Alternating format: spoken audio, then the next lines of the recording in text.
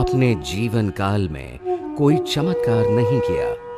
अंधश्रद्धा, तृष्णा, अहंकार, राग, लोभ, द्वेष से मुक्त होने के लिए 4 आर्य सत्य, त्रिशरण, पंचशील, अष्टांगिक मार्ग व 10 पारमिता का मार्ग दिखाया। ईश्वर की जगह नैतिकता को स्थापित किया। सबके मंगल के लिए धम्म स्थापित किया। वे दुनिया बनाने वाले तथाकथित ईश्वर नहीं थे, मगर ईश्वर से भी अच्छे प्रभावशाली इंसान थे। आज विश्व में भारत का जो भी सम्मान व आदर होता है, उसका श्रेय तथागत गौतम बुद्ध को जाता है। इस महाकारुणिक सम्यक संबुद्ध में ऐसी क्या बात थी जिसके कारण आज भी हम उन्हें नमन करते हैं।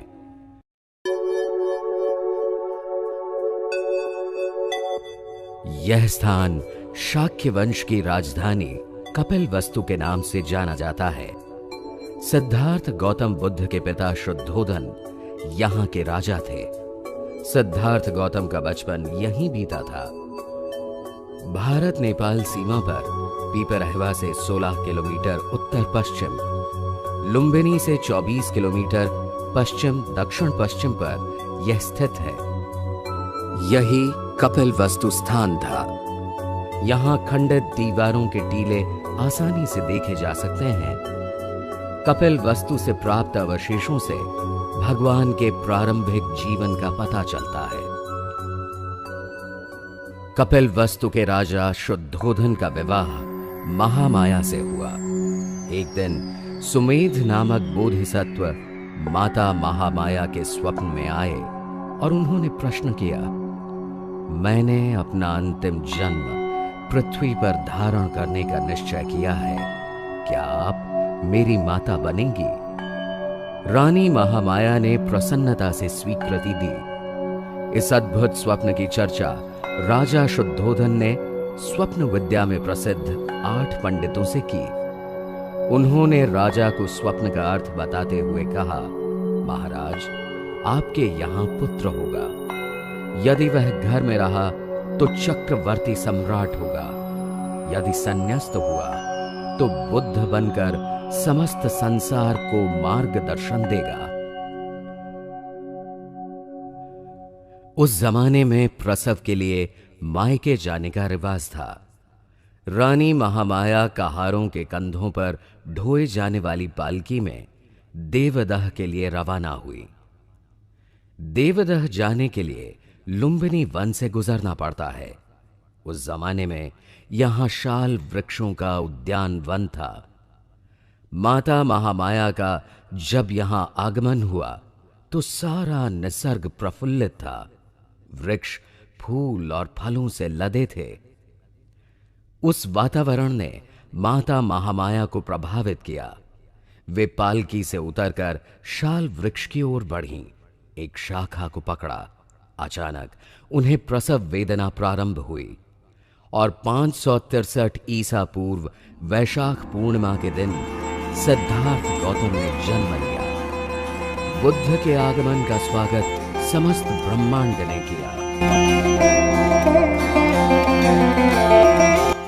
भगवान बुद्ध का जन्मस्थल लुम्बिनी नेपाल की तराई में नेपाल सीमा से लगभग 10 किलोमीटर भैरवा जिले में है। इसका वर्तमान नाम रुम्मिनदेई है।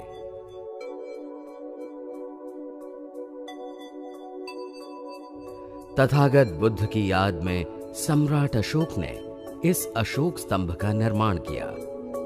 इसमें लगा पत्थर चुनार का है। इसकी ऊंचाई 24 फुट 3 इंच है।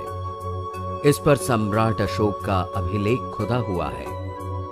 इस स्तंभ के उत्तर पूर्व व दक्षिण पूर्व की ओर ईंटों के ये 2 स्तूप हैं। अशोक स्तंभ की कुछ दूरी पर एक आधुनिक विहार बना है। यह लुम्बिनी की संरक्षक देवी का मंदिर है। इसे रुम्मिन देवी के नाम से जाना जाता है। यह प्रतिमा भगवान बुद्ध के जन्म को दर्शाती है। माता महामाया दाहिने हाथ से पेड़ की शाखा पकड़े हुए हैं। यह तालाब विहार के दक्षिण में है। यह वही तालाब है जहां भगवान की माता ने प्रसव पश्चात स्नान किया था।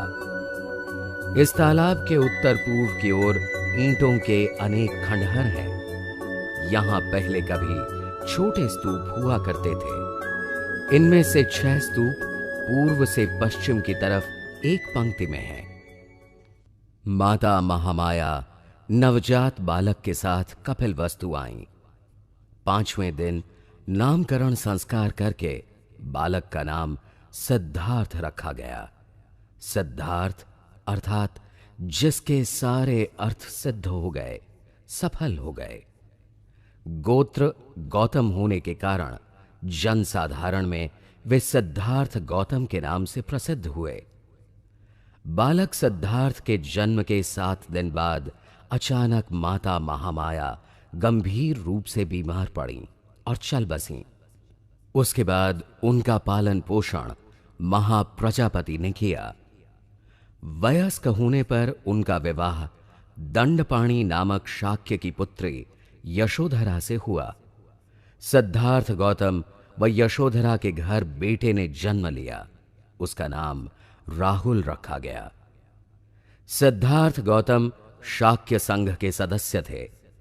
शाक्य राज्य से सटा कोलियों का राज्य था।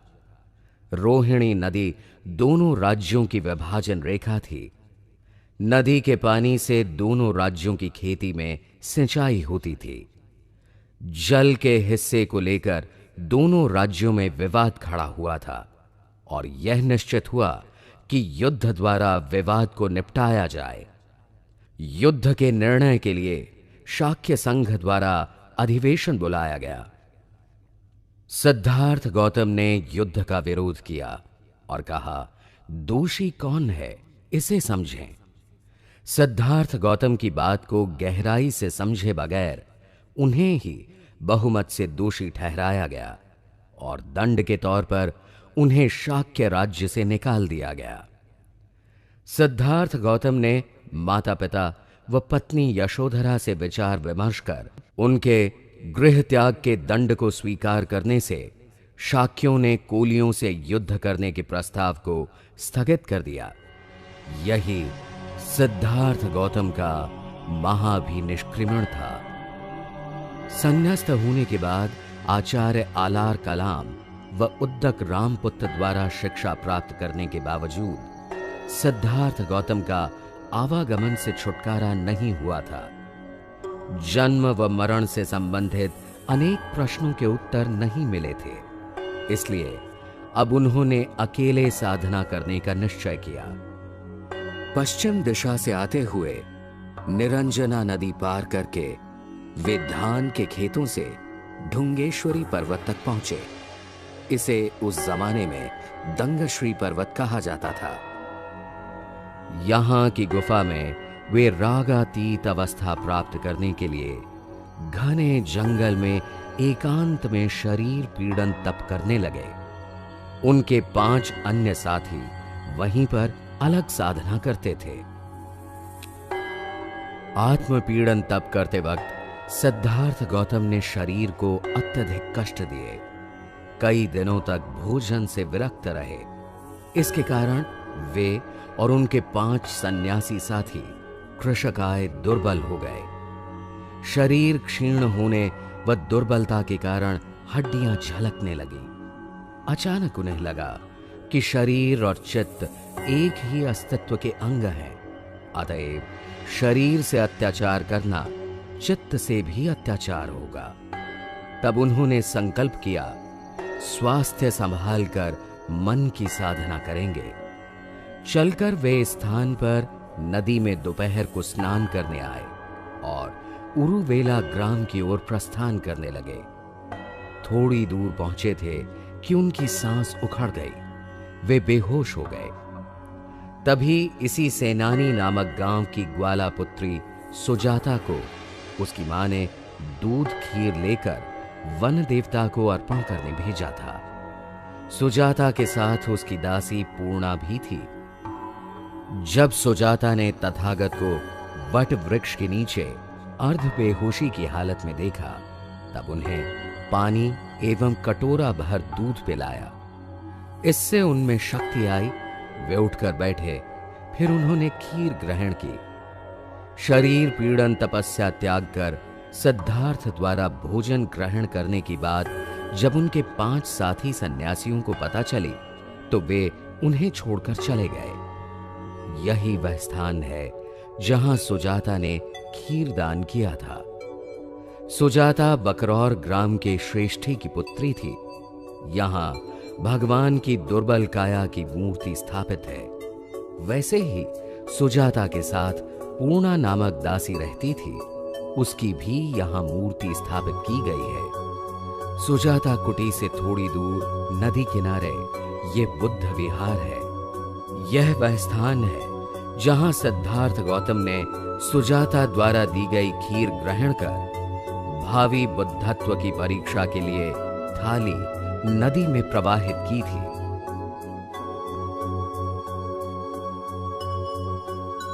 तथागत बुद्ध को बोधिसत्व अवस्था में अन्नदान करने वाली सुजाता बौद्ध इतिहास का अभिन्न अंग बन गई। बाद में सुजाता व उसके पुत्र यश ने बुद्ध संघ में प्रवज्ञा ग्रहण की। सुजाता की याद में इसी स्थान पर एक स्तूप बनवाया गया। यहीं पर कभी सुजाता का महल हुआ करता था। चीनी बौद्ध यात्रियों ने इस स्थान का उल्लेख गंधवस्ती स्तूप के नाम से किया है। यहां पर उत्खनन के दरमियान धातु के टुकड़े मिले हैं। उस पर देवपाल राजस्य सुजाता गृह लिखा है। इससे सिद्ध होता है कि यह स्तूप देवपाल राजा के शासनकाल में बनाया गया था। बोध गया के पास फाल्गु नदी की सहायक उपनदी को निरंजना नदी कहा जाता है। यह बौद्ध साहित्य में प्रसिद्ध नदी है। इसका उद्गम हजारीबाग जिले में सिमेरिया के समीप है। इस नदी के पश्चिम में बोध गया स्थित है। प्राचीन भारत की मूल निवासी नाग जाति इसके किनारे बसी थी। क्षोत्रिक नामक घसियारा नदी किनारे जब पहली बार सिद्धार्थ गौतम को मिला तो वह उनसे बड़े गहरे लगाव का अनुभव करने लगा। इतना प्रसन्न व्यक्तित्व उसने पहले देखा नहीं था। अपनी प्रसन्नता जाहिर करने के लिए उसने सिद्धार्थ को उपहार देने की इच्छा की। सिद्धार्थ गौतम ने काटे हुए कुश घास के ढेर की ओर संकेत किया और कहा, यह घास नरम है और अगर तुम मुझे दोगे तो मैं ध्यान के लिए आसन बनाऊंगा। सिद्धार्थ ने दोनों हाथ पसार कर क्षोत्रिक का उपहार इसी स्थल पर ग्रहण किया था। तथागत व क्षोत्रिक की याद में यह कुशा घास विहार निर्मित किया गया है। निरंजना नदी पार करने के बाद बकरौर ग्राम के पास छोटे चबूतरे पर यह स्थान है। इस स्थान से सिद्धार्थ गौतम ने ध्यान साधना के लिए उरुवेला की ओर प्रस्थान किया। सिद्धार्थ गौतम की बुद्धत्व प्राप्ति के बाद क्षोत्रिक घसियारा संघ में सम्मिलित हो गया।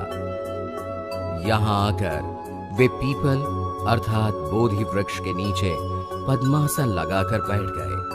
तब तक संध्या हो चुकी थी। पहले शरीर और चित्त के ध्यान के प्रयोग करने के कारण सिद्धार्थ गौतम का चित्त, शरीर व श्वसन एकाकार हो गए। सजगता के दीर्घ अभ्यास के कारण चित्त सूक्ष्म व केंद्रीभूत हो गया था। गहन समाधि अवस्था का अनुभव उन्हें पहले से था। अब वे परम समाधि की गहराई में उतरे। उन्होंने देखा कि जिसका निर्माण होता है वह नष्ट होता है। कैसे प्राणी जन्म व मृत्यु की श्रृंखला से गुजरता है। जीवन कैसे सागर की लहरों जैसा है। लहरें उठती हैं, गिरती हैं, मगर सागर का न जन्म होता है न मृत्यु होती है। सिद्धार्थ गौतम ने जन्म मरण के पार की अनुभूति का साक्षात्कार किया। ठीक इसी क्षण आकाश में घनघोर गर्जन हुआ। सिद्धार्थ गौतम ने अपनी चेतना के सहारे जाना, प्राणी कष्ट क्यों पाते हैं, अज्ञान का कारण क्या है, लोभ, तृष्णा, अहंकार से क्या हानि होती है, दुख का निवारण कैसे करें, इसके रहस्य को जाना। बाद में तथागत ने इसे 4 आर्य सत्य कहा। तत्पश्चात ध्यान की गहन अवस्था में सिद्धार्थ गौतम को लगा कि जन्म जन्मांतर की त्रासदी से मुक्ति लाभ होकर आनंद की वर्षा हो रही है। उनकी दुनिया बदल गई। वे सिद्धार्थ गौतम से सम्यक संबुद्ध हुए। असीम करुणा का उदय हुआ। सम्यक संबुद्ध होने के बाद प्रतिदिन बुद्ध निरंजना नदी में स्नान करते, नदी किनारे इस स्थान पर चलित ध्यान साधना करते। बुद्ध होने के पहले का उनका जीवन अब बदल चुका था। उन्होंने सद्धम्म मार्ग खोज लिया था। बोधि प्राप्त करने के बाद पहला सप्ताह इसी बोधि वृक्ष के नीचे भगवान ने बिताया। यह बोधि वृक्ष महाविहार के पश्चिम में है। इसकी एक शाखा श्रीलंका के अनुराधापुर में है। बोधि वृक्ष व महाविहार के मध्य यह वज्रासन है। यह लाल प्रस्तर का बना हुआ 7 फुट 6 इंच लंबा व 4 फुट 3 इंच चौड़ा है। यह तथागत का साधना स्थल है। वज्रासन के संबंध में चीनी यात्री युआन चुआंग ने लिखा है कि यह स्थान विश्व के मध्य भाग में स्थित है। बुद्धत्व प्राप्ति के बाद दूसरा सप्ताह भगवान ने यहां साधना रत व्यतीत। इस स्थान पर अनिमेष लोचन स्तूप बनाया गया है। वे अब इतनी आनंदमय अवस्था में थे कि वे बोधि वृक्ष को अपलक निहारते रहे। भगवान ने तीसरा सप्ताह संक्रमण करते हुए व्यतीत किया। यह संक्रमण स्थल का चबूतरा 53 फुट लंबा, 3 फुट 6 इंच चौड़ा एवं 3 फुट ऊंचा है। भगवान के चरणों के निशान प्रदर्शित करने के लिए कमल के फूल बनाए गए हैं। चौथा सप्ताह भगवान ने इस जगह बिताया। इसे रत्नगृह के नाम से जाना जाता है। यहां ध्यान मग्न अवस्था में भगवान की एक प्रतिमा है। पांचवां सप्ताह यहां अजपाल निग्रोध वृक्ष के नीचे भगवान ने बिताया।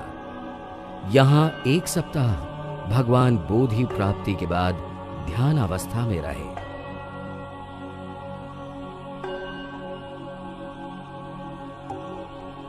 छठा सप्ताह भगवान ने मुचलिंद झील के निकट मुचलिंद वृक्ष की छांव में व्यतीत किया।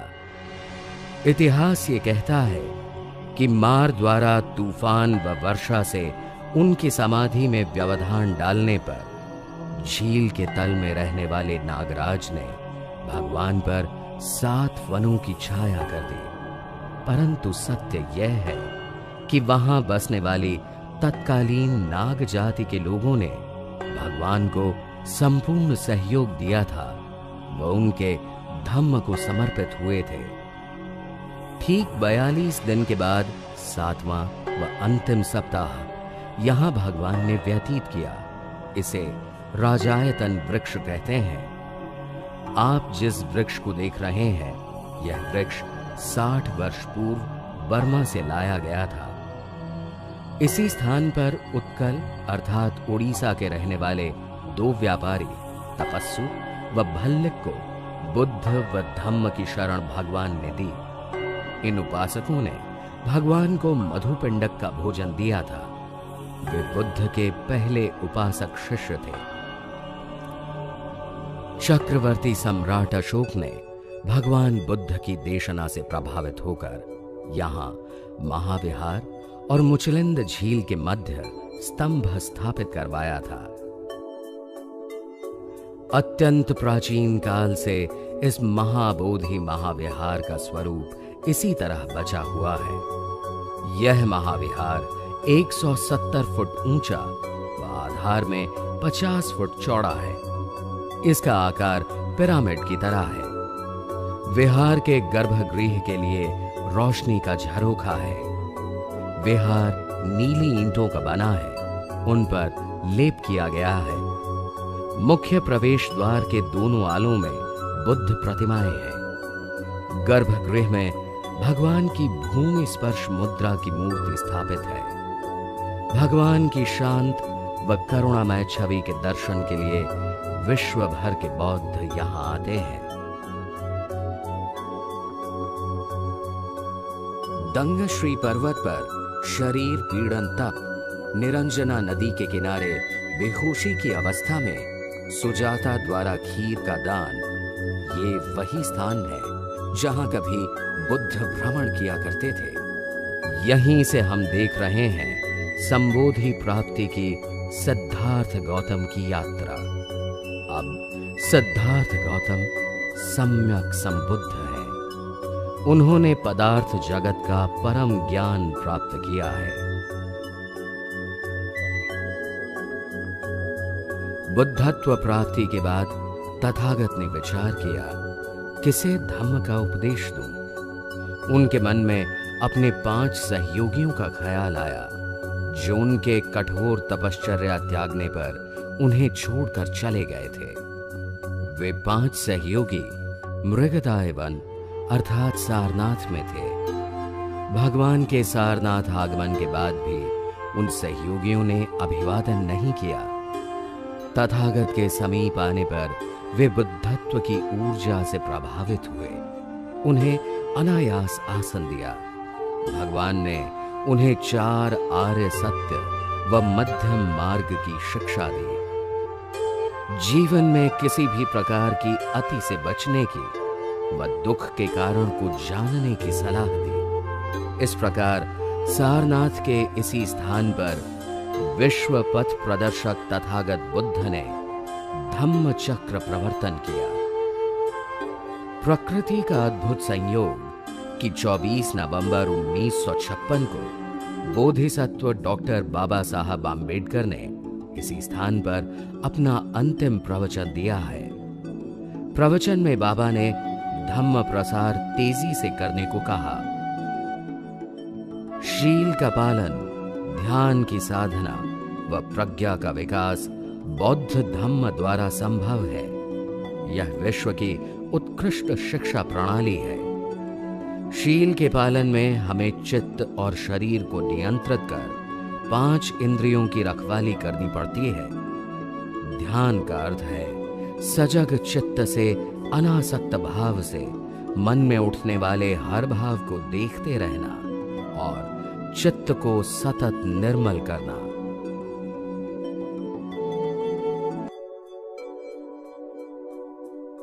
मूलगंध कुटी प्रायः भगवान बुद्ध के निवास स्थान को बोला जाता है। यहाँ पर भगवान बुद्ध ने धम्म चक्र प्रवर्तन पश्चात समय व्यतीत किया था। मूलगंध कुटी के पश्चिम की ओर सम्राट अशोक कालीन प्रस्तर अशोक स्तंभ है। ये किसी समय लगभग 15.25 मीटर ऊंचा और सिंह शीर अर्थात सिरे पर सिंह प्रतिमा वाला था। स्तंभ पर 3 अभिलेख खुदे हैं। इसके अलावा कलात्मक सिंह शीर्ष, बोधिसत्व प्रतिमा व धम्म चक्र प्रवर्तन वाली मुद्रा भी यहाँ है। तथागत बुद्ध को प्रकृति से गहरा लगाव था। बुद्ध काल में पशु पक्षी निर्भय होकर विचरण करते थे। एक बार बुद्ध को वानरों ने मधु भेंट दी थी। जब किसी व्यक्ति में करुणा भाव का उदय होता है तो जंगली पशु भी हिंसा भाव त्याग कर उसके संपर्क में आते हैं। बुद्ध के ध्यान मार्ग की यह मौलिक विशेषता है। मूलगंध कुटी के पास ही यह मृगदाय अभयारण्य है। यहाँ हिरण स्वच्छंद विचरण करते हैं। सारनाथ में धम्म चक्र प्रवर्तन के बाद यहाँ बनारस के लोग धम्म में दीक्षित हुए। बनारस के काश्यप परिवार ने बुद्ध धर्म का प्रसार किया। बनारस बौद्ध प्रसार का प्रमुख केंद्र है। बनारस में जहां जहां भगवान बुद्ध ने धम्म देशना दी, वहां वहां बुद्ध स्मारक बनाए गए हैं। पटना से लगभग 100 किलोमीटर दक्षिण पूर्व में यह बौद्ध तीर्थ स्थल है। इसे राजगीर के नाम से जाना जाता है। प्राचीन काल में यह भारत के प्रसिद्ध 16 जनपदों में से एक था। तब इसे राजगृह के नाम से पहचाना जाता था। यहां पारंपरिक रूप से मुख्य पहाड़ियां 5 हैं। यहां मगध वंश का शासन था। राजा बिंबिसार यहां के शक्तिशाली बौद्ध राजा थे। भगवान बुद्ध ने अनेक बार यहां महत्वपूर्ण प्रवचन दिए। सारिपुत्र व मोग्गलायन इसी क्षेत्र के रहने वाले थे। राज परिवार चिकित्सक जीवक ने आम्रवन बुद्ध को भेंट किया था। भगवान के चचेरे भाई देवदत्त के भगवान पर घातक हमलों का स्थान भी यही है। यहीं पर प्रथम बौद्ध संगीति हुई थी। देवदत्त के बहकाने पर राजा बिंबिसार के पुत्र अजातशत्रु ने उन्हें बंदी बना दिया। यह वह स्थान है जहां राजा बिंबिसार को कारागृह में रखा गया था। राजा बिंबिसार को भगवान बुद्ध चाहते थे। वे उनके बचपन के मित्र थे। राजा बिंबिसार ने ही वेणुवन का निर्माण भगवान के विहार के लिए किया। एक नाई द्वारा अजातशत्रु ने पिता बिंबिसार को मरवाया। राजा बिंबिसार ने प्रसन्नतापूर्वक मृत्यु का स्वीकार किया। उसके बाद अजातशत्रु को भी उसके पुत्र उदय ने मारा। तत्पश्चात उदय के पुत्र महामुंड ने उदय को मारा। पितृ हत्या का पाप इसी जन्म में सबने भोगा।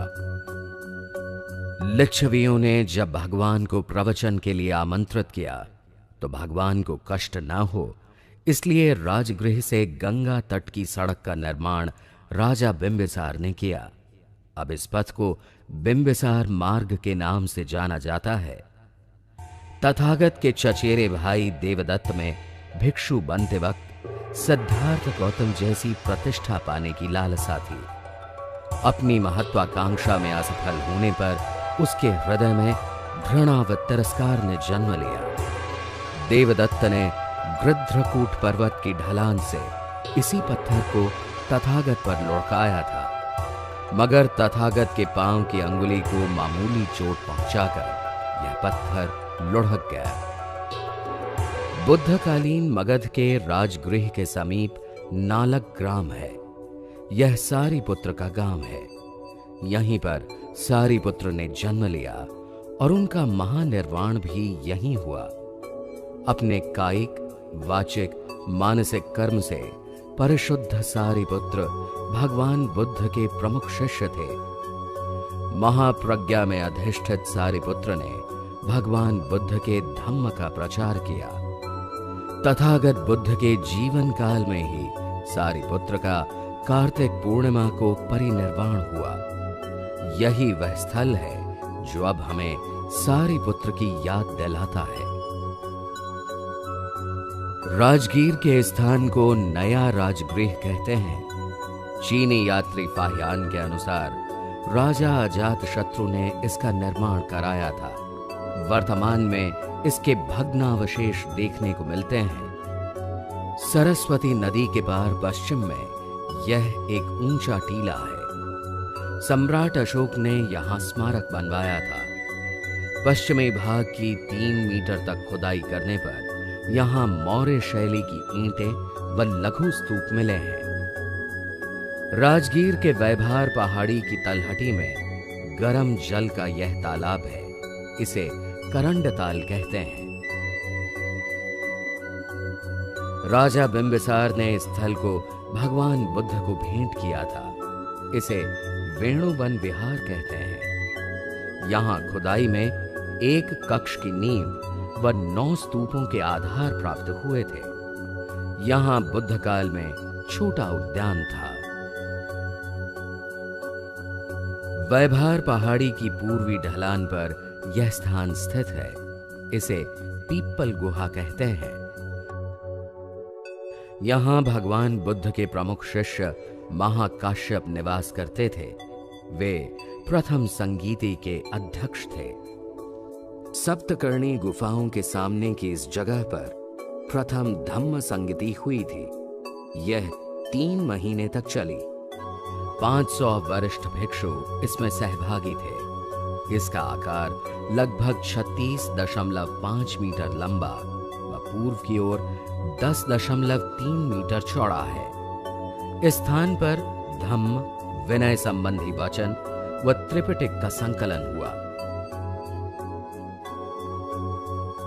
गृध्रकूट की ओर आने पर छठागिरी पहाड़ी के आधार की ओर यह जीवक आम्र वन विहार है।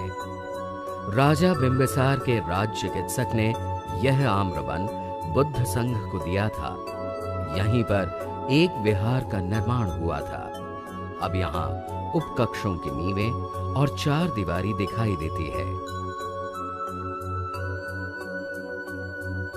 भगवान बुद्ध के प्रति अपनी असीम श्रद्धा व्यक्त करने के लिए राजगीर की पहाड़ी पर जापान द्वारा निर्मित भव्य शांति स्तूप है। इस आधुनिक बौद्ध विहार में जापानी व भारतीय बौद्ध कला का संगम व समन्वय प्रस्तुत किया गया है। विहार का प्रवेश द्वार प्राचीन राजगीर के बौद्ध वैभव व शिल्प कला की याद दिलाता है। वैभार पहाड़ी के दक्षिणी कोने पर स्थित इन गुफाओं को सोन भंडार गुफाएं कहा जाता है। कहा जाता है यहां पर मगध राज्य का स्वर्ण तथा राजकोष कड़ी सुरक्षा में रखा जाता था। मुख्य मार्ग से दक्षिण की ओर 1 किलोमीटर चलने पर 4 दीवारी में ईंटों का यह प्राचीन भवन दिखाई देता है। इसे मनिहार मठ कहते हैं। यह बुद्ध काल में भिक्षु निवास था। यह नाग जाति के लोगों का पूजा स्थल था। उत्खनन के दरमियान यहां अनेक प्रतिमाएं प्राप्त हुई हैं। 8 जनपदों के अर्थात अट्ठकुल के संयुक्त वज्जी गणसंघ की राजधानी वैशाली थी। वैशाली का राजधानी स्थल 3 परतों की दीवारों से घिरा था। लिच्छवी राज्यकाल में सहिष्णुता व भाईचारे के कारण बौद्ध धर्म का काफी प्रसार हुआ। वैशाली को विश्व की प्रथम गणराज्य की राजधानी होने का गौरव प्राप्त है। वैशाली भगवान बुद्ध की प्रिय नगरी थी। राजगृह जाते या लौटते समय भगवान बुद्ध यहीं रुकते थे। यहाँ की कुटागार शाला में उन्होंने अनेक उपदेश दिए। यहाँ बहुपुत्र चैत्य, चौपाल चैत्य व महावन कुटागार शाला में वे निवास करते थे।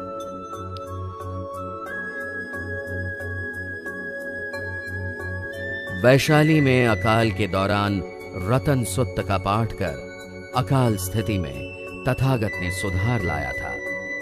यहीं पर बौद्ध भिक्षुणी संघ की स्थापना हुई थी। वैशाली के 8 फुट ऊंचे व लगभग 1.5 किलोमीटर क्षेत्र में फैले टीले को राजा विशाल का गढ़ कहते हैं। यहाँ वज्जी गणराज्य का सभागार था, जहाँ 770 प्रतिनिधि एकत्र होकर राज्य प्रशासन पर विचार करते थे। टीले के लगभग 3.5 किलोमीटर उत्तर पश्चिम में यह अशोक स्तंभ स्थित है। इसके शीर्ष पर सिंह की प्रतिमा विराजमान है। अशोक स्तंभ के दक्षिण की ओर प्राचीन तालाब है।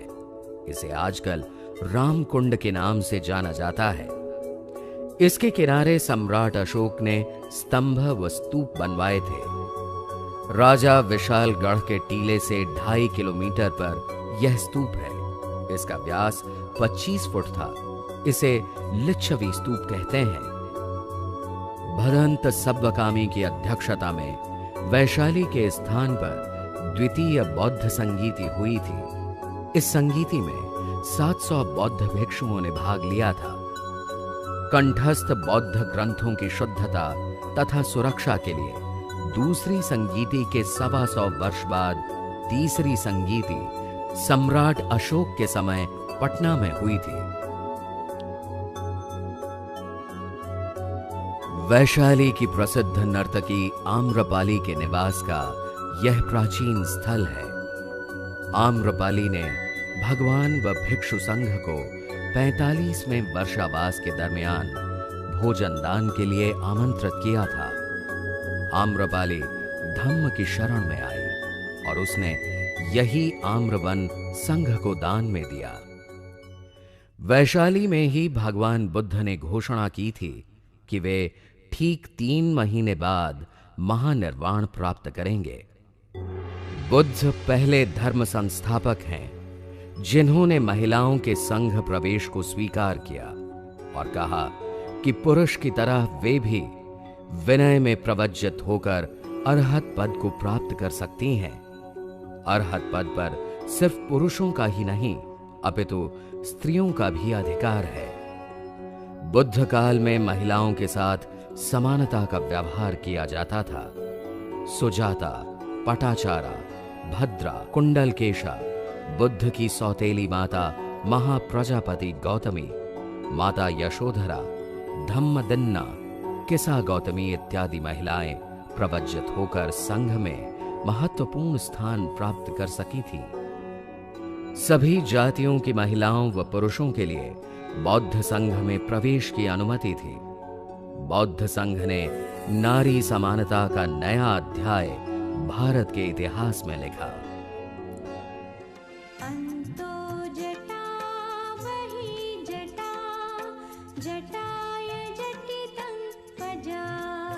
प्राचीन भारत के श्रावस्ती नगर को आज सहेत महेत के नाम से जाना जाता है।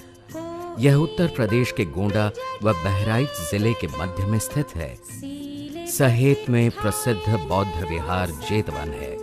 यह स्थान अनाथ पिंडक ने भगवान बुद्ध को भेंट दिया था। महेत प्राचीन श्रावस्ती नगर है। अपने जीवन के 45 में से 25 वर्षावास भगवान ने यहाँ बिताए हैं। विनय पिटक, त्रिपिटक व मज्जीम निकाय में संग्रहित सर्वाधिक उपदेश भगवान ने यहाँ दिए। यह जैनों के 24वें तीर्थंकर का भी कार्यस्थल था। इस स्थान को जेतवन विहार कहते हैं। यह विहार जेतवन की बड़ी इमारतों में से एक है। इसके प्रांगण में एक स्तूप व कुआं है। भिक्षुओं के लिए 21 कक्ष हैं। दीवारें गुप्त शैली की हैं। यहाँ पर बुद्ध की व भावी बुद्ध मैत्रेय की प्रतिमा उत्कीर्ण है। इसके आगे प्राचीन काल में निर्मित 8 स्तूपों के अवशेष देखने को मिलते हैं। जेतवन के उत्तर की ओर महेत में ये प्राचीन श्रावस्ती नगर के खंडहर हैं। नगर के चारों ओर 4 दीवारी व प्रवेश द्वार है। इस स्थान पर अब स्तूपों के अवशेष दिखाई पड़ते हैं। बैर से बैर कभी शांत नहीं होता, यह देश ना देकर अंगुलीमाल के क्रोध को तथागत ने शांत किया। यह अंगुलीमाल नामक डाकू तत्कालीन कौशल नरेश के राज्य में जालिनी नाम के जंगल में रहता था। उन दिनों भगवान बुद्ध अनाथ पिंडक के जेतवना राम श्रावस्ती में विहार करते थे। एक बार भगवान वहीं से प्रस्थान करने लगे जहां अंगुलीमाल रहता था। अब तक 999 लोगों की जान लेकर उनकी अंगुली की माला पहनने वाला अंगुलीमाल 1000वीं जान की तलाश में था। भगवान को देखते ही अंगुलीमाल चिल्लाया, रुको। भगवान ने कहा, मैं तो कब का रुक गया हूं, तू भी पाप कर्म करने से रुक जा। भगवान की करुणा व निर्भयता का अंगुलीमाल पर प्रभाव पड़ा और वह संघ में प्रवज्जित हुआ। यही वह स्थान है जहां भिक्षु होने के बाद अंगुलीमाल निवास करता था।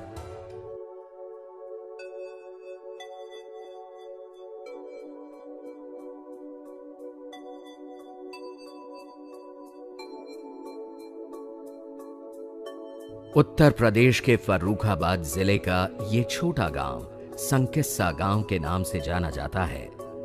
बुद्ध काल में संकिस्सा का नाम सांकास्य था। सम्राट अशोक ने भगवान बुद्ध की याद में यहां स्मारक बनवाया था। चीनी यात्री फाहियान ने यहां अनेक स्तूप व विहार देखे थे। यहां उच्च कोटि की शिल्प कला से निर्मित एक विहार था। 7वीं शताब्दी तक यह स्थान बौद्ध धम्म प्रसार के दृष्टिकोण से महत्वपूर्ण था। यहां से प्राप्त मूर्तियां, सीलें, मणिका व सिक्के लखनऊ व कलकत्ता के राज्य संग्रहालयों में सुरक्षित हैं।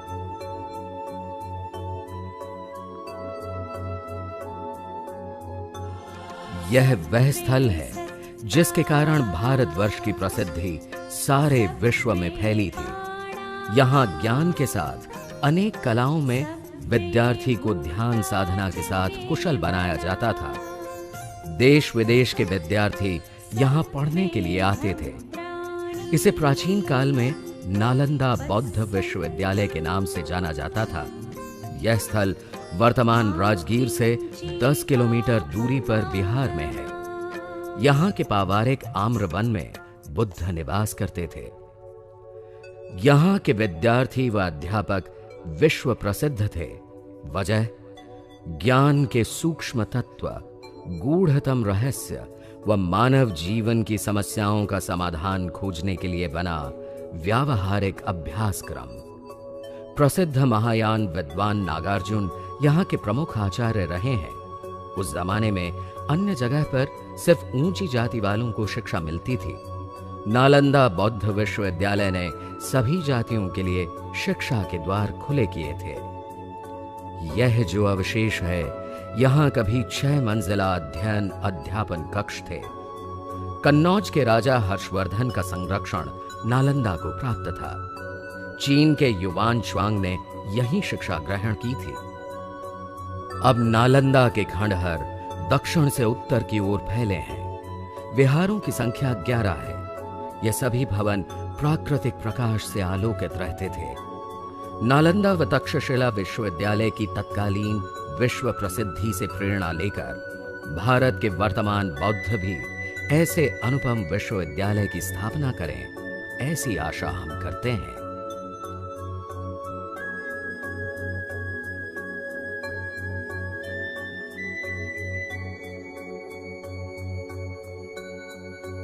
भगवान के जीवन काल में कौशाम्बी भारतवर्ष के महत्वपूर्ण नगरों में से एक था।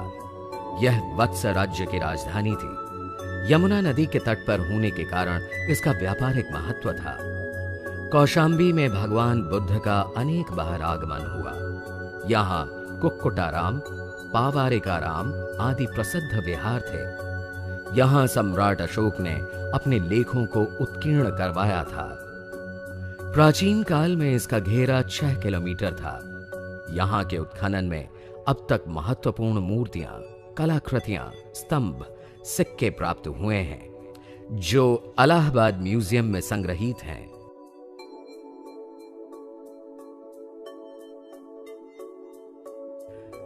हिमालय की तराई में देवरिया जिले के कसिया नामक कस्बे से लगभग 3.52 किलोमीटर पर कुशीनगर है।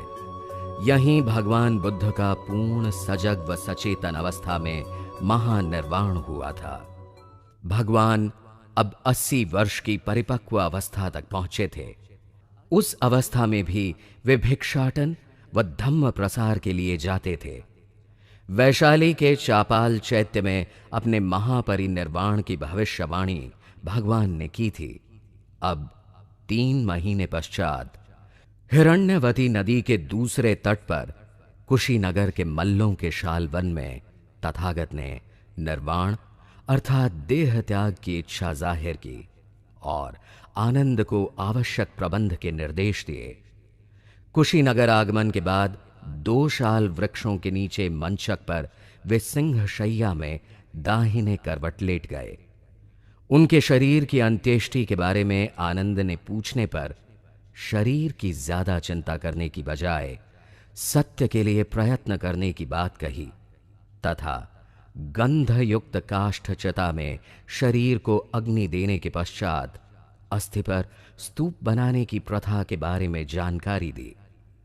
अपने ही मृत्यु संस्कार के लिए शांत स्वर में निर्देश देते हुए तथागत को देखकर आनंद दूर जाकर फूट फूट कर रोने लगे। आनंद की मानसिक अवस्था जानकर तथागत ने उन्हें भिक्षु द्वारा वापस बुलाया और कहा, शोक मत करो। जिसका निर्माण होता है वह नष्ट होता है। शरीर को नष्ट होना ही है। आनंद, कुशीनगर के मल्लों से जाकर कहो, आज तथागत का परिनिर्वाण होगा। कुशीनगर के मल्ल नागरिक किसी अधिवेशन के लिए सभागार में थे। वहां पर आनंद ने भगवान के महानिर्वाण की जानकारी दी। बताया कि भगवान आज रात्रि के अंतिम प्रहर में निर्वाण प्राप्त करेंगे। ये सुनते ही मल्ल नागरिक महिलाएं अत्यंत दुखित हुईं। वे विलाप करने लगे। दुखी मन से बुद्ध के दर्शन के लिए मल्ल जन समूह मार्गस्थ हुआ। सभी बारी बारी से उनके दर्शन करने लगे। उन्हीं में से एक परिव्राजक सुभद्र को धम्म विषयक शंका का समाधान भगवान से प्राप्त करना था। अपनी इच्छा सुभद्र ने आनंद के पास व्यक्त की। निर्वाण के समीप पहुंच रहे तथागत को अधिक कष्ट देने से आनंद ने रोका। सुभद्र के शब्द बुद्ध ने सुनने पर सुभद्र को पास आने को कहा। सुभद्र को अष्टांगिक मार्ग के महत्व के बारे में समझाया। सुभद्र के प्रश्नों का संतोषजनक उत्तर देने के पश्चात उसे संघ में प्रवज्जित करने को कहा। तत्पश्चात भिक्षु संघ को 3 बार भगवान ने धम्म मार्ग की कोई शंका हो तो पूछने को कहा। भिक्षुओं के मौन रहने पर सभी संस्कार अनित्य हैं, अप्रमाद के साथ जीवन व्यतीत करो, ये अंतिम वाक्य कहे। अब सम्यक संबुद्ध ने अपनी आंखें मूंद ली। प्रथम, द्वितीय, तृतीय व चतुर्थ ध्यान की अवस्था तक पहुंचे। आकाश नंत्यायन, विज्ञान नंत्यायन, अकिंच न्यायतन, नैव संज्ञाना संज्ञायन अवस्था को प्राप्त किया। अंत में संज्ञा वेदेत निरोध को प्राप्त करने के बाद वैशाख पूर्णिमा को तथागत का महानिर्वाण हुआ। भीषण गड़गड़ाहट के साथ पृथ्वी हिले। उपासकों के करुण क्रंदन की ध्वनि तेज होने लगी। मल्ल नागरिकों ने अंत्येष्टि का प्रबंध किया। बुद्ध काया के समक्ष सूत्रों का पाठ होने लगा। 6 दिन व 6 रात तक कुशीनगर व समीप के नागरिक बुद्ध काया के दर्शन करते रहे। 7वें दिन मल्ल वंश के प्रमुख पदाधिकारियों ने निर्वाण यात्रा रामाभार के टीले तक निकाली। अंतिम संस्कार के पहले भगवान के शिष्य भंते महाकश्यप 500 भिक्षुओं के साथ पहुंचे। भंते महाकाश्यप ने चिता की 3 बार परिक्रमा की। 500 भंते के साथ बुद्ध को अंतिम बार वंदन किया। चिता की अग्नि शांत होने पर सुगंधित जल का छिड़काव किया गया। काया की अस्थियां व भस्म स्वर्ण कलशों में रखे गए। भगवान के अवशेषों को 8 भागों में विभाजित किया गया। मगध राज्य के राजगृह, लिच्छवी राज्य के वैशाली, शाक्य राज्य के कपिलवस्तु, बुली राज्य के वेठदीप और मल्ल राज्य के प्रतिनिधियों ने कुशीनारा व पावा में स्तूप बनाए।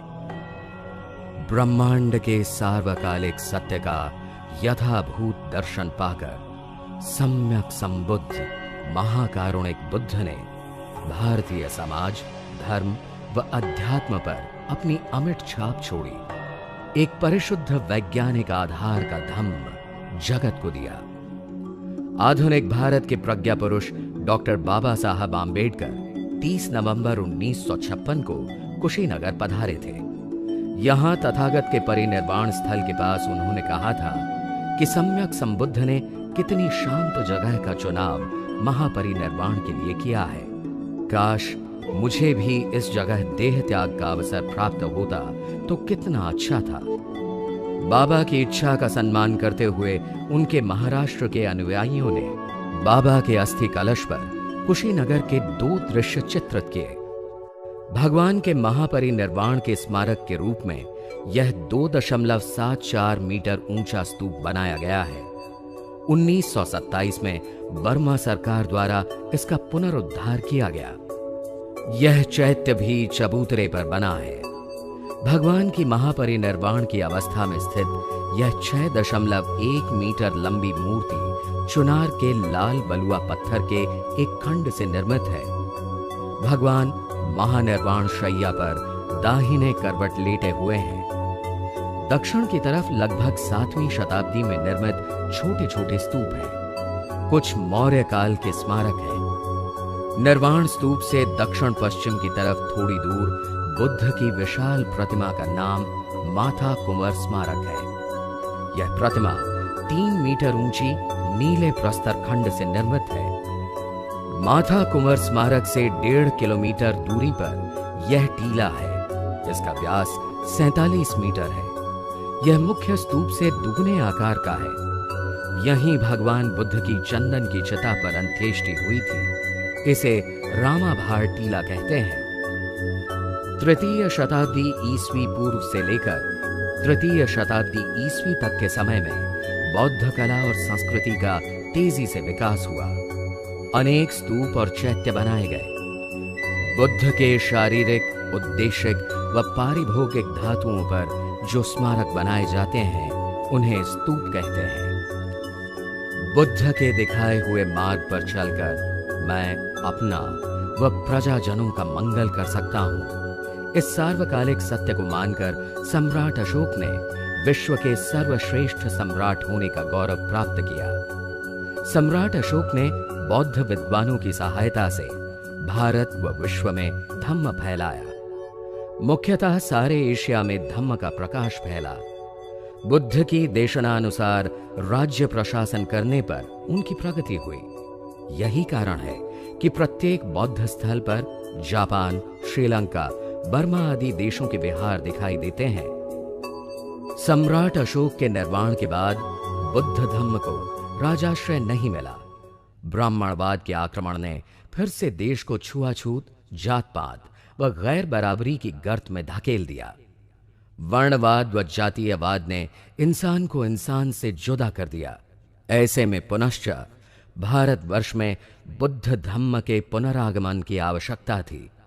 इस पावन कार्य को इस सदी के युगंधर प्रज्ञा पुरुष डॉक्टर बाबा साहब आम्बेडकर ने पूरा किया और 14 अक्टूबर 1956 को लाखों अनुयायियों के साथ दीक्षा भूमि नागपुर में बुद्ध धम्म की दीक्षा ग्रहण की। नागपुर नागवंश का निवास स्थल होने के साथ साथ भारत का मध्यवर्ती केंद्र है। बाबा साहब ने कहा कि हिंदू कहकर पैदा होना मेरे बस में नहीं था, मगर हिंदू रहकर मैं मरूंगा नहीं, यह मेरे बस की बात है। सामाजिक परिवर्तन, समानता, बंधुत्व व भाईचारे की पुनर्स्थापना के लिए बाबा ने बुद्ध धम्म की शरण ली। अब दीक्षा भूमि पर लाखों बुद्धानुयायी प्रेरणा प्राप्त करने आते हैं और इस संकल्प के साथ जाते हैं कि हम भारत को बौद्धमय करेंगे।